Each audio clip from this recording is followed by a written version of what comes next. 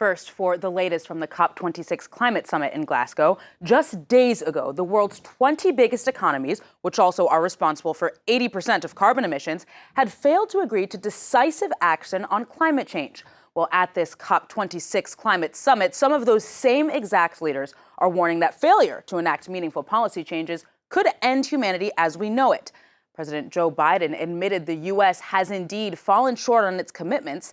And though he apologized for Donald Trump's decision to remove the U.S. from the Paris Climate Accords, he has yet to announce any new pledges. We'll also make our first ever contributions to the Adaptation Fund. And I guess I shouldn't apologize, but I do apologize for the fact the United States, in the last administration, pulled out of the Paris Accords and put us sort of behind the eight ball. It was the first thing I did when elected. Well, the attendees at the summit are set to announce the meeting's first major pledge on Tuesday, with more than 100 world leaders agreeing to end and reverse deforestation by the year 2030. Well, as a part of that commitment, $19.2 billion in both public and private funds will be invested to do just that. Meanwhile, some of the most substantial pledges on global warming are coming from developing countries. Our reporter in Glasgow, Valerie Dekimpe, has more. Day 2 of the Leaders Summit here in Glasgow, and a number of heads of states are expected to take the stage once again and set a clear path forward for how they intend to fulfill their climate promises. But so far, the world's largest emitters have come to COP26 empty-handed, with no major announcements from France, the United States, and China, all three of them simply reaffirming existing climate plans, existing CO2 reduction targets by 2030.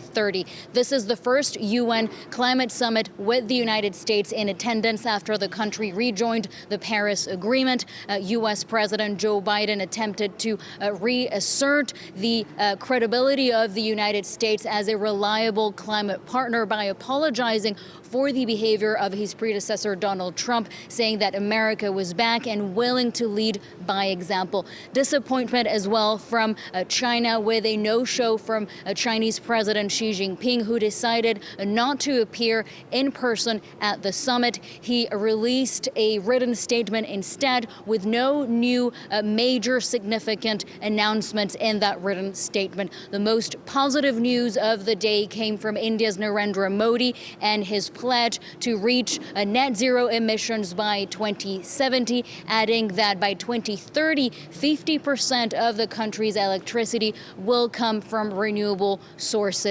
Now, with that announcement from India, 84% of global greenhouse gas emissions will be covered by net zero targets, and analysts have not discarded the possibility that India might bring forward its pledge to 2050 or 2060.